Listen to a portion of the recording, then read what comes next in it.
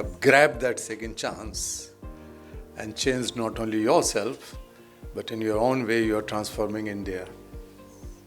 Congratulations for that.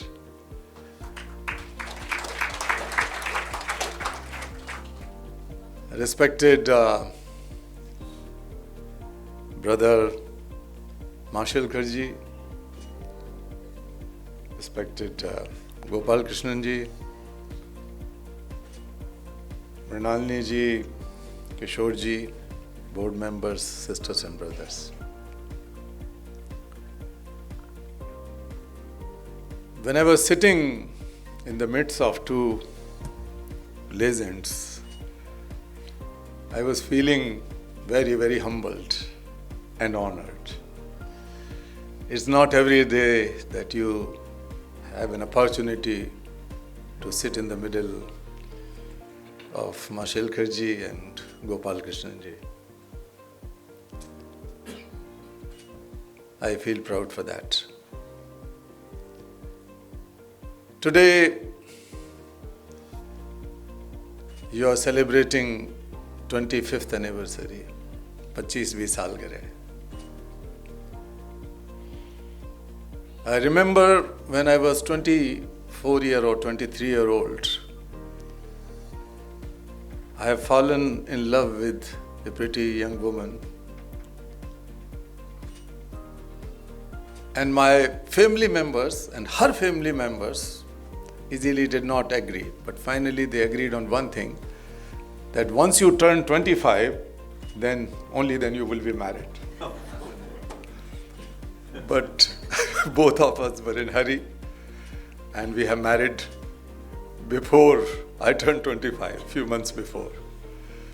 So the age of 25 is very important in our life. When I was young, maybe 7, 8, 9, 10-year-old, I wanted to become a scientist. That was my dream. But thank God that I did not follow that path, because 11 years before there was another young man who was born as a great scientist, a great moral leader in Marshal Karji.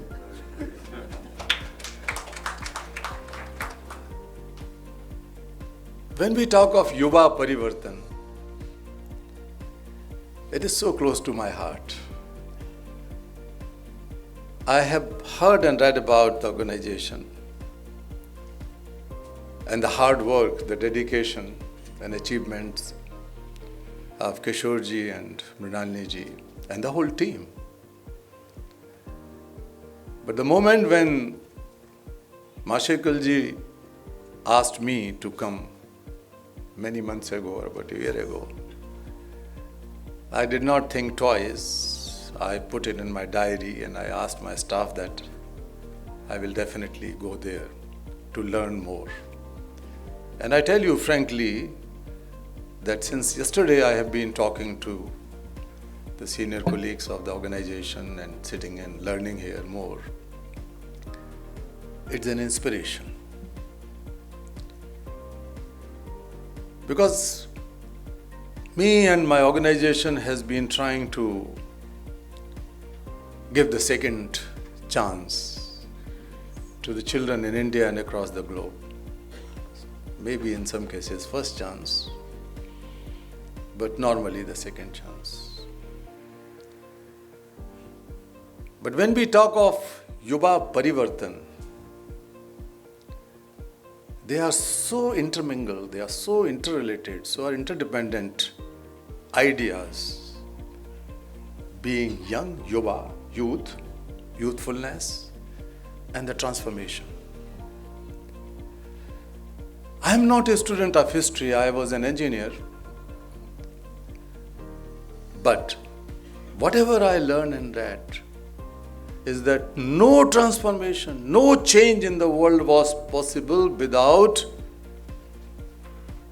the passion, the dedication, the courage and sacrifices of young people in the world, anywhere in the world. As a young student, I was also the part of, not in politics, but as a youth leader or student leader with Jayaprakash Narayanji, because I strongly believed in the principles of Mahatma Gandhi, and some people were trying to protect those core values of Gandhism, the value of democracy, inclusion, and so on. So I have a strong belief that no voice can be stronger, genuine, and transformative than the voice of young people. But if millions or hundreds of millions of young people are not given that opportunity or second chance, how they can get a chance to transform the world for a better? So these two things are related. That first of all, we have to ensure that all the children, young people, get their due share in the society.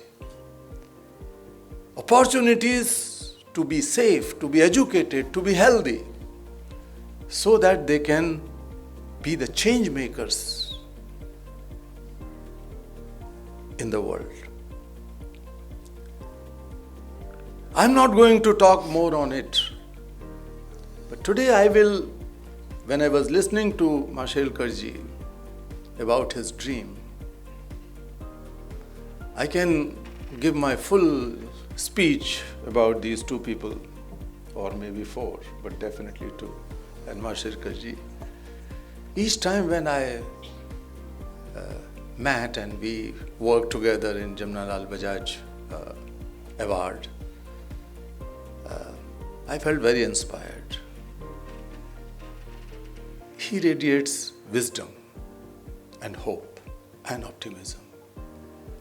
And within no time I could have the same feeling sitting with you, I tell you frankly. I read about you, I read some of your articles, Gopal Krishnanji. But somebody said that he mixed science and spiritualism and speaking by heart. You also used the same thing for him. It reminds me a study I read which has been done by John Hopkins and the Heart Institute, Humanitarianism and Heart Institute or something in Harvard many years ago. And I was quite surprised when it established through the scientific data. As an electrical engineer, I was interested to read more about it, and I found that the electric field of mind, they have done a kind of a study about the electric field which brain generates and the heart generates. So heart's electric field is 100 times powerful than the electric field of mind, the brain. But more surprising was that the magnetic field of heart is 5,000 times more than the magnetic field of brain, because heart also has its separate neurons or neurocells. That was unbelievable, but the study has been done by credible organizations, so I could not simply put it aside. So that feeling which radiates from the hearts of some people and those who speak and live with that is much more powerful, transformative, inspirational. Let me begin with a story of a girl who has been given the second chance. I have 1,000 or 50,000 stories like that, but let me share one. Many years ago, when I went to rescue a group of children from slavery, who were born and grew up in that condition at a stone quarry in Haryana. Their grandfathers or grandmothers were trafficked from Rajasthan, and their parents were also born. In many cases, some parents were very young, but the girls and boys' parents were born and grew up in that slavery situation, breaking stones. And so it began with the girls and boys. So we conducted a late night or early morning rescue operation, and I was driving myself because it is always very dangerous. So I took children in my car, and a big car, and the adults were kept in a truck. All children were traumatized. They could not comprehend freedom. They have not seen freedom. They have not heard of it. They have not seen roads either, or buses, or buildings, and so on. I was driving fast, and then I thought that let me try to ease them somehow, console them. So I engaged them in some discussion, but they were very seriously traumatized. So I knew that there were some leftover bananas, 2 or 3 bananas, I think 20, 30 bananas were there. So I asked one of those children who were sitting in the back seat to pass on those bananas and eat so that they can engage in eating. On my insistence, they passed on the bunch of banana in the front row. And I said, eat this. So one boy took the banana in hand and asked to others, what kind of onion is it? ये किस तरह का प्याज है? कांदा कहते हैं. ऐसा का कांदा तो कौन ही देखो. And the girl picked up the banana and said, oh, neither it's a potato. What is this? They have not seen. Even then I insisted them, please eat. And they started eating. And I was driving fast because I could be followed by those mafias, or we could have been attacked and so on. And then I saw that they were eating banana without peeling it and throwing it here and there. They could not do it properly. And when I saw this, my sisters, my brothers, in the largest democracy of the world, the country of Gandhi and Buddha, the country of peace and non-violence and humanity and universalism, Vedas, Rishis, Gurus, Auliyas, I felt that it is 100 years or 500 years difference between slavery and freedom. Freedom brings knowledge, and slavery still keeps people in ignorance, just peeling the banana and not peeling. Then I somehow helped them, and they started eating, some of them. They never tasted it, but I said, try it. I was quite moved, and suddenly I felt a strong hand, tiny but strong, firm, on my shoulder. And that was the hand of an 8-year-old child. Her name was Jubilee. And she shouted, why didn't you come early? It was not because of banana. It was because she has seen that when her mother was raped and her father tried to save her, he was poked with bidis, cigarettes. She has also seen the death of her younger brother without any medication. This was the first moment in her life where Devli has experienced trust. Trust in someone, trust in society. And I started crying in tears, but I was hiding myself that God has chosen me.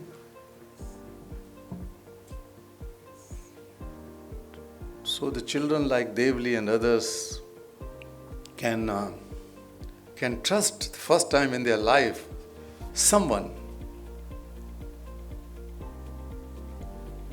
This question, why didn't you come early, was not the question for me.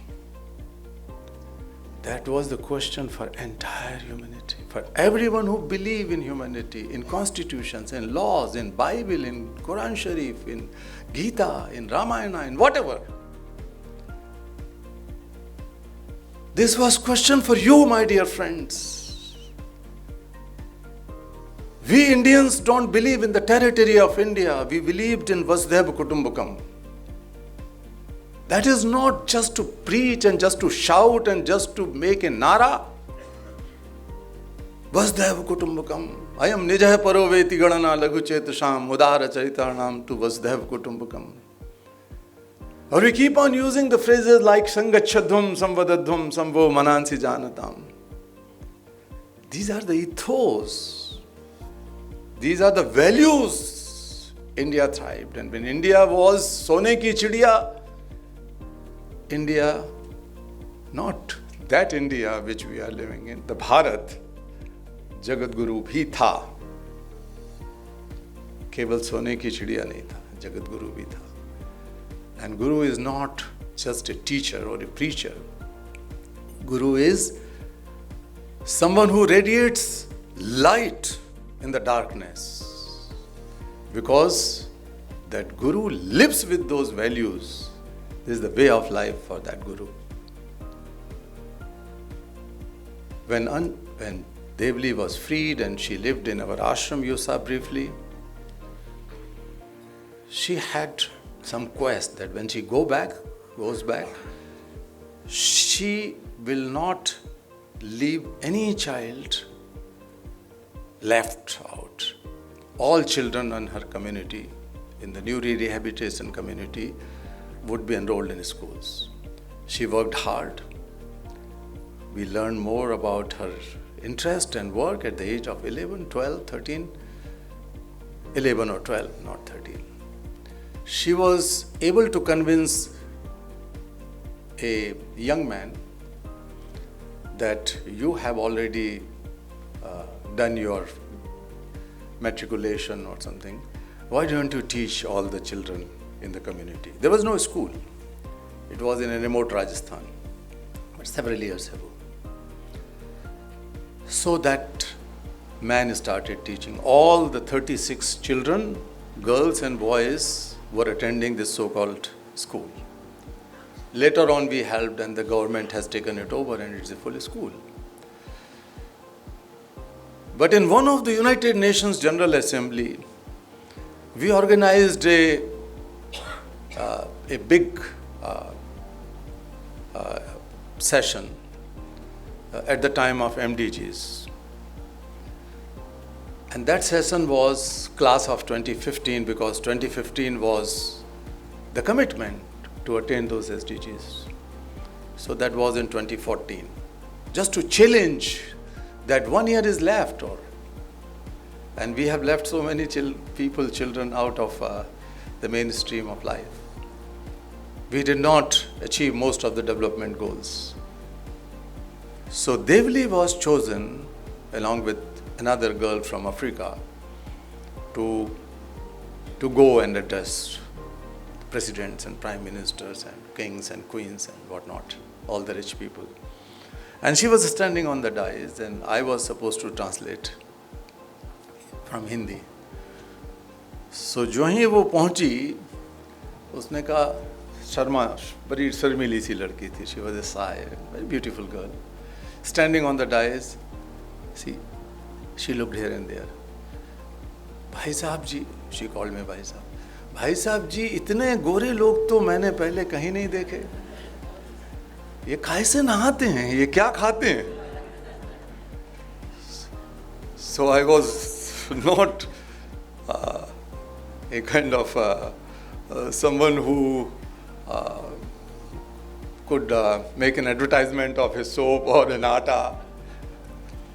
अभी तो साधु सन्यासी सब लोग कर रहे हैं ये काम। पहले तो केवल ये लोग करते थे, हमारे फिल्म स्टार्स आपके मुंबई के, तो वो सब बेच रहे हैं अपना सामान, तो मैं तो नहीं था उनमें से। तो anyway, then she said, she told her story, and then she asked a question, that me as a former slave could decide, could resolve to make sure that no child, no person in my village is left out. Every child should be free to go to school, all 36 children. What about you, the presidents and the prime ministers and kings and queens? And I tell you, dear friends, Gordon Brown, who was the prime minister at that time of England, in fact, this event was organized jointly by him and my organization. That time I was heading Global Campaign for Education, also being the founder of Global Campaign for Education. So Gordon came on the dais and hugged her, and he was very moved. And Queen Rania of Jordan and Kevin Rudd of Australia, some of those people came on the dais to hug her. And within no time, $450 million were promised for education to children in Africa by 3 different countries. So hundreds of thousands of African children could get education out of this moral call. This moral call, in my opinion, comes when we are compassionate. I strongly feel that the compassion, if the change is driven by something else, career orientation, profit orientation, name, fame orientation, in most cases authority and chair and power orientation, and drive is the power and authority, then the change has several polluted elements, I would say. But when the change is driven purely by compassion, then this change is not only transformative, but it is inclusive. It is all those elements which you have raised. And many times after Nobel Prize, people asked me that, how come you are born in a humble family, Kailash Satyarthi? And I have some similarity. My mother was totally illiterate, and my father passed away when I was very young. So it was not an easy life, but I'm not going to go on it. But when they asked what was your drive, inner drive, and I gave up my career as electrical engineer, and I was teaching in the university, and I did higher, training. I took the training in high voltage transformer design, because India needs high voltage transformer designers, engineers those days, in late 70s or so, mid 70s. But I always think, what is my drive? And I say my drive is compassion. But I learned from Gandhi that Gandhi was able to transform some of those humanitarian values, human values, or universal values of truth, of non-violence, of peace, into not only social movements but the political movement. I don't see any person around who could transform such values of non-violence and peace into a freedom struggle.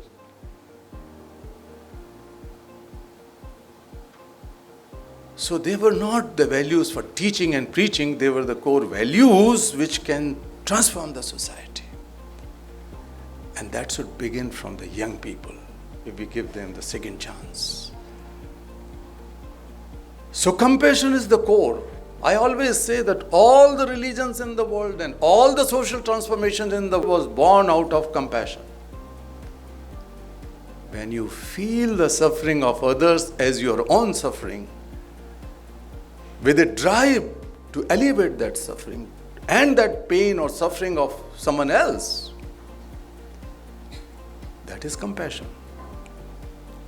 Sympathy is an outer circle when you feel suffering or problems of others and sympathize to it. Sometimes you express your sympathy. Then the inner circle is empathy.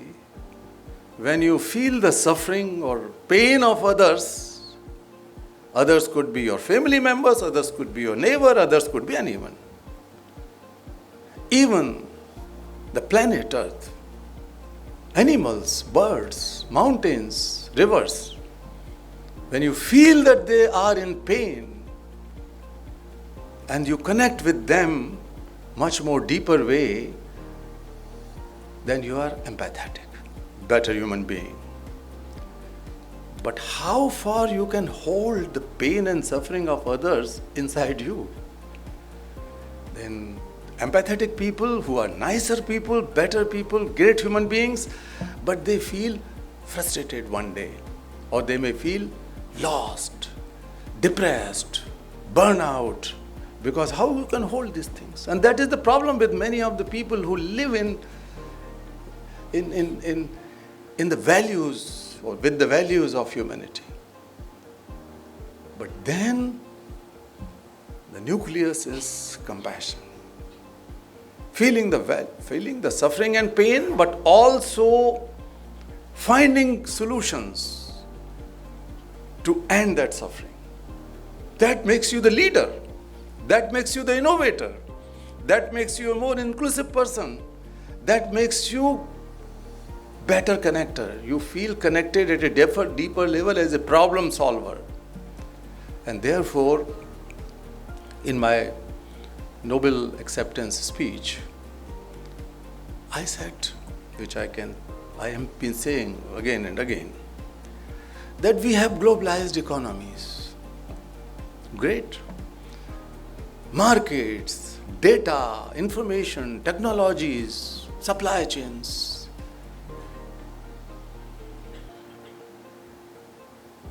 India is the land. We are those people who have a task, a responsibility given by our ancestors for 5,000 years or even more years, to globalize compassion. Let us globalize compassion. Everything has been globalized. Compassion must be globalized. And that is possible. We have compassionate leaders. The people sitting on the dais, I can guarantee that these are the people driven by the compassion, and they are the leaders of compassion. It could be interpreted, it could be articulated in a different way, but when Buddha felt suffering of someone and devoted whole his life and then finally come out with some solutions, and the Buddha Dharma, the Buddhism was born. So with Jesus, so with Abraham, so was with Muhammad Sahib, so was with Lord Krishna, or anyone you name. I have that feeling that their core spark was compassion. So we have leaders in all walks of life. These leaders have to be recognized. May they not be known, but there are young people doing something in their villages, the young activists, young shopkeeper in the village. So let us try to recognize and respect leadership of compassion. Compassionate leaders in politics, which is needed now. These voters are not simply Hindus or Muslims or Christians or high caste or low caste. You consider them the voters, and that is the politics of the world. Or in India, because of the caste system and different hierarchies and so on, communal thoughts. Let us try to evolve compassionate leaders in politics, compassionate leaders in business and corporations, compassionate leaders in all walks of life, compassionate doctors, physicians.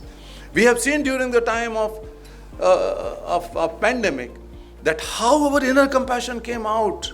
Ordinary people with no big means, they have come out and helped their neighbors. Some people gave even the plasma. Nobody was asking who was Hindus and who was Muslim. The doctors belong to any section of society. They have sacrificed themselves. What was that feeling? What was that spark? What was that drive? That drive was compassion because they were so involved, embedded with that as a problem solver. Why can't we continue that feeling of compassion in all walks of life? Dear friends, I've taken much of your time, but I'm truly thankful to all of you. When I was invited to deliver my Nobel acceptance speech, I'm not used to read, but the Nobel Committee people said that you have to write the whole thing, your speech, because that is used for many, researches and research papers and this and that. So I have written some paper. But when I was standing on the dais, the paper were mixed because I was not reading. So everybody was nervous. I mean, it never happened in the history of 100 years of Nobel Prize. Everybody keeps the paper and read it. I was stupid because my background was different. And everyone was looking at me because I was the first Indian-born Indian, देसी आदमी जिसको उधर खड़े होने का मौका मिला, peace वाले पर. And peace is in Norway, in Oslo. So, and rest are in Stockholm. So, जब पेपर खो गया मेरा, तो everybody was nervous. King and Queen were sitting there, and other people, Prime Minister, and many other big people. And as they say that about 1 billion people watch it either that day or in the future, altogether, this peace acceptance speech. But I was not nervous. I was feeling more relaxed. So I said, thank God that my paper are lost. And I remembered a story. There was a heavy fire broken out in jungle. All animals and birds were rushing for a safer place, including King Lion. And Lion noticed a tiny hummingbird flying towards the flame. So he shouted, "What are you doing, committing suicide?" And she replied, "Sir, I was born and grew up in this jungle. I cannot leave it like that. I am going to extinguish this fire." And then he asked, "How come?" The tiny one said, "Sir, look at my beak. I am carrying a drop of water. I am carrying a drop of water. I am doing my bit." She said, "I am doing my bit." Dear friends, I am not a leader. I am not a teacher. I am not a professor. A few minutes ago, we were talking and he said that if you were not being awarded with Nobel Peace Prize, I was a humble social worker working in India and across 140 countries, not only in India. But it was not a recognition. And I told in my Nobel speech that there are many organizations, there are many people in my country and many other countries who deserve Nobel Peace Prize more than me. But somehow, so what I am trying to say here, because I strongly believe that a tiny hummingbird is alive inside each one of you. Whenever you feel to do something good for society, for humanity, for India, Mother India and the world, your neighbor, unknown person, it's because of that tiny hummingbird. Please keep it not only alive, but strengthen it. I am trying to awaken, and I am trying to knock on the hummingbird inside each one of you. Let us globalize compassion through that hummingbird. Thank you so much.